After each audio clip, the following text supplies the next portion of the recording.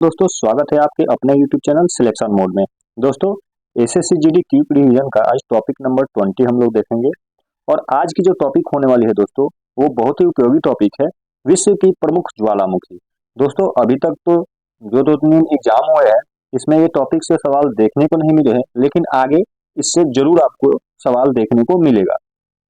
दोस्तों ये जो टॉपिक है वो एसएससी जीडी के लिए ही नहीं, बल्कि SSC GD, railway, LP technician, group D, Bihar दरोगा और जितने भी कॉम्पिटेटिव एग्जाम है दोस्तों, जैसे कि बिहार एसएससी, वो खास करके बिहार एसएससी और बिहार दरोगा के लिए भी ये बहुत उपयोगी टॉपिक होने वाली है दोस्तों। चलिए दोस्तों, फटाफट बिना देरी किए सेशन को स्टार्ट करते हैं क्वेश्चन नंबर 1 से। क्वेश्चन है, ज्वालामुखी किसे कहते हैं? तो दोस्तों बहुत ही बढ़िया क्वेश्चन है। ज्वालामुखी किसे कहते हैं? तो पृथ्वी के मेंटल से तरल मैग्मा जिस क्रिया से बाहर आता है उसे ज्वालामुखी कहते हैं। यानी कि अब मेंटल क्या है दोस्तों, तो पृथ्वी का जो परत होता है क्रस्ट, मेंटल एंड कोर, तो जो सेकंड वाला होता है क्रस्ट के बाद आपका मेंटल आता है, तो ज्वालामुखी वहीं से आपका जो है ये होते हैं। तो मेंटल से जो तरल पदार्थ यानी तरल मैग्मा जो निकलता है और जिस क्रिया से वो बाहर आता है उसे ही हम लोग ज्वालामुखी कहते हैं। चलिए आगे देखेंगे, लावा किसे कहते हैं? तो मैग्मा जब ठंडा हो जाता है, जो तरल पदार्थ जो है पृथ्वी के अंदर से बाहर आता है और वो जब ठंडा हो जाता है तो उसे हम लोग लावा कहते हैं। टफ किसे कहते हैं? तो जब मैग्मा का जमाव पानी में हो जाए तो उसे टफ कहते हैं। यानी कि जो ज्वालामुखी विस्फोट के बाद जो लिक्विड निकलता है वो अगर पानी में जम जाए तो उसे हम लोग टफ कहते हैं। आगे है, स्कोरिया किसे कहते हैं? तो दोस्तों स्कोरिया जो है, जब मैग्मा का जमाव जो है वो चने के समान हो जाए, यानी गोल सा चने के समान हो जाए, तो उसे हम लोग स्कोरिया कहते हैं। नेक्स्ट है कि जब ज्वालामुखी छिद्र बड़ा हो जाता है तो उसे क्या कहते हैं? तो दोस्तों जब ज्वालामुखी छिद्र बड़ा हो जाता है तो उसे हम लोग क्रेटर कहते हैं। आगे है, जब क्रेटर जो है उसका आकार बड़ा हो जाता है तो उसे क्या कहते हैं? तो जब क्रेटर का आकार बड़ा हो जाता है तो उसे हम लोग काल्डेरा कहते हैं। नेक्स्ट देखेंगे, काल्डेरा में जब विस्फोट रुक जाता है तो उसमें वर्षा का जल भर जाता है, और जब वर्षा का जो जल उसमें भर जाता है उसके गड्ढे में, तो उसे हम लोग क्या कहते हैं? तो काल्डेरा झील। प्रश्न आपसे पूछेगा कि काल्डेरा झील जो है वो किसे कहते हैं, तो आप वहां जवाब दे देंगे काल्डेरा झील किसे कहते हैं। यानी कि काल्डेरा में जब विस्फोट रुक जाता है तो उसमें वर्षा का जल भर जाता है और उसे ही हम लोग काल्डेरा झील कहते हैं। अब चलिए दोस्तों आगे देखेंगे, माउंट एटना ज्वालामुखी किस देश में स्थित है? तो माउंट एटना ये वीवीआई है, माउंट एटना जो है वो इटली में स्थित है और ये एक सक्रिय ज्वालामुखी है। दोस्तों ज्वालामुखी तीन प्रकार के होते हैं, एक आपका हो गया सक्रिय, एक आपका मृत और एक आपका प्रसुप्त या सुसुप्त को आप बोल सकते हैं। यानी कि मृत, सुसुप्त और सक्रिय। तो मृत यानी जो मरा हुआ है, सुसुप्त या प्रसुप्त यानी कि मतलब वो कभी भी उसमें उद्गार हो सकता है, और सक्रिय यानी कि उसमें उद्गार होते रहता है। चलिए आगे देखेंगे, माउंट एलब्रूस ज्वालामुखी किस देश में स्थित है? तो दोस्तों माउंट एलब्रूस जो है वो आपका अंटार्कटिका में स्थित है। फ्यूजियामा ज्वालामुखी किस देश में स्थित है? तो फ्यूजियामा जो है वो आपका जापान में स्थित है और ये सुसुप्त है, यानी कि इसमें कभी भी उद्गार हो सकता है। अभी तक हुआ नहीं लेकिन कभी भी इसमें उद्गार हो सकता है। दोस्तों इसमें जो इम्पोर्टेंट यानी कि जो भी ज्वालामुखी हैं जो पेपर में पूछ सकते हैं उनसे डीपली, उन्हीं को हम जो है बता रहे हैं कि कौन सुसुप्त है कौन सक्रिय है, सारे को नहीं। जिसमें ये सवाल पूछ सकते हैं कि सक्रिय और सुसुप्त जिससे बन सकते हैं उसी के बारे में हम बता रहे हैं। चलिए आगे देखेंगे कि कोटोपैक्सी ज्वालामुखी किस देश में स्थित है? तो दोस्तों कोटोपैक्सी जो है वो इक्वाडोर में स्थित है और यह एक सक्रिय ज्वालामुखी है। मोना लोआ ज्वालामुखी किस देश में स्थित है? तो मोना लोआ ज्वालामुखी है दोस्तों वो हवाई द्वीप, यूएसए। लैसन पीक ज्वालामुखी किस देश में स्थित है? तो लैसन पीक ज्वालामुखी जो है वो यूएसए में स्थित है।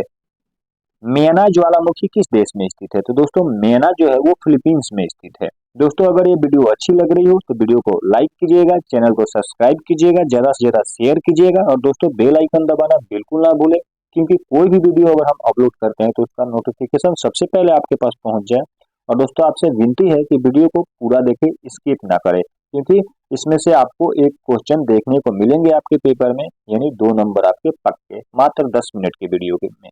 चलिए आगे देखेंगे। विसुवियस ज्वालामुखी किस देश में स्थित है? तो दोस्तों विसुवियस जो है वो इटली में, और ये एक सुषुप्त ज्वालामुखी है। कोह सुल्तान ज्वालामुखी किस देश में स्थित है? तो दोस्तों कोह सुल्तान जो है वो ईरान में है, और यह एक मृत ज्वालामुखी है। एलब्रूज ज्वालामुखी किस देश में स्थित है? तो एलब्रूज आपका जॉर्जिया में हो जाएगा। देवमंत ज्वालामुखी किस देश में स्थित है? तो देवमंत जो है वो ईरान में, और यह एक मृत ज्वालामुखी है। माउंट अरारत ज्वालामुखी किस देश में स्थित है? तो माउंट अरारत अर्मेनिया में स्थित है। किलिमंजारो ज्वालामुखी किस देश में स्थित है? तो किलिमंजारो तंजानिया में स्थित है, और यह एक सक्रिय ज्वालामुखी है। कटमई ज्वालामुखी किस देश में स्थित है? तो कटमई आपका अलास्का हो जाएगा, यूएसए। सुमेरु ज्वालामुखी किस देश में स्थित है? तो सुमेरु आपका इंडोनेशिया में है, और यह एक सक्रिय ज्वालामुखी है। इरेबस ज्वालामुखी किस देश में स्थित है? तो इरेबस आपका अंटार्कटिका में है, और यह एक सक्रिय ज्वालामुखी है। स्ट्राम्बोली ज्वालामुखी किस देश में स्थित है? तो स्ट्राम्बोली जो है वो इटली में स्थित है, और यह एक सक्रिय ज्वालामुखी है। सपर ज्वालामुखी किस देश में स्थित है? तो सपर जो है वो अमेरिका में है, और यह एक सक्रिय ज्वालामुखी है। वेंजिया वेंजामियामी, यानी कि ये जो है वेंजामियामी ज्वालामुखी किस देश में स्थित है? ये रूस की ज्वालामुखी है दोस्तों, और यह एक सक्रिय ज्वालामुखी है रूस की। कौन सा? तो वेंजियामियामी। तो वेंजामियामी आपका रूस का एक सक्रिय ज्वालामुखी है। बैरन ज्वालामुखी किस देश में स्थित है? तो बैरन जो है वो भारत में है, और यह सक्रिय ज्वालामुखी है भारत की, और ये अंडमान निकोबार द्वीप समूह में आपको देखने को मिलेगा। माउंट पोपा ज्वालामुखी किस देश में स्थित है? तो माउंट पोपा आपका म्यांमार में स्थित है, और यह एक मृत ज्वालामुखी है। चिम्बारजी ज्वालामुखी किस देश में स्थित है? तो चिम्बारेजी जो है वो आपका इक्वाडोर में हो जाएगा, यह इक्वाडोर में स्थित है। माउंट रेनियर ज्वालामुखी किस देश में स्थित है? तो माउंट रेनियर यूएसए में स्थित है। दोस्तों अगर ये वीडियो अच्छी लग रही हो तो वीडियो को लाइक कीजिएगा, चैनल को सब्सक्राइब कीजिएगा, ज्यादा से ज्यादा शेयर कीजिएगा, और बेल आइकन दबाना तो बिल्कुल ना भूले, क्योंकि कोई भी वीडियो हम अपलोड करते हैं तो उसका नोटिफिकेशन आपके पास सबसे पहले पहुंच जाए। और आपसे विनती है कि वीडियो को पूरा देखें, और दोस्तों आप सब्सक्राइब किए बिना तो बिल्कुल ना जाए, और बेल आइकन दबाए बिना। चलिए दोस्तों आगे बढ़ते हैं कि किलाउ ज्वालामुखी जो है वो किस देश में स्थित है? तो किलाउ जो है वो हवाई द्वीप, यूएसए। माउंट रेंजल ज्वालामुखी किस देश में स्थित है? माउंट रेंजल जो है वो कनाडा का ज्वालामुखी है। प्यूरेस ज्वालामुखी किस देश में स्थित है? तो प्यूरेस जो है वो कोलंबिया में स्थित है। मेरू ज्वालामुखी किस देश में स्थित है? तो मेरू आपका केन्या का ज्वालामुखी है दोस्तों। एकांकागुआ ज्वालामुखी किस देश में स्थित है? तो एकांकागुआ जो है वो दक्षिणी अमेरिका में स्थित है। नारकोंडम ज्वालामुखी किस देश में स्थित है? तो नारकोंडम जो है ये भारत का ज्वालामुखी है, और ये भी अंडमान निकोबार द्वीप समूह में स्थित है, और ये मृत ज्वालामुखी है। पृथ्वी का सुरक्षा बल्ब किसे कहते हैं? तो दोस्तों ये बार बार सवाल पूछे जाते हैं कि पृथ्वी का सुरक्षा बल्ब जो है वो ज्वालामुखी को कहते हैं। ज्वालामुखी के विस्फोट के दौरान कौन से जो है गैस निकलते हैं? तो ज्वालामुखी के विस्फोट के दौरान जो है बहुत ही वीवीआई क्वेश्चन है दोस्तों, इसको आप लोग ध्यान में रखेंगे, ये अक्सर जो है सारे एग्जाम में देखने को मिलते हैं, और लोग इसमें गलतियां कर बैठते हैं। तो ज्वालामुखी के समय जो है जो विस्फोट होता है उसमें आपका सल्फर डाइऑक्साइड तथा जलवाष्प तथा CO2 ये तीनों निकलते हैं, आप इसको ध्यान में रखें। सर्वाधिक ज्वालामुखी किस महासागर में है? ये भी सवाल पूछता है। तो सर्वाधिक जो ज्वालामुखी है वो प्रशांत महासागर में है, उसको अग्निवलय कहते हैं, ध्यान में रखेंगे, अग्निवलय। सर्वाधिक स्थलीय ज्वालामुखी किस देश में स्थित है? तो स्थलीय हो जाएगा आपका इंडोनेशिया में स्थित है।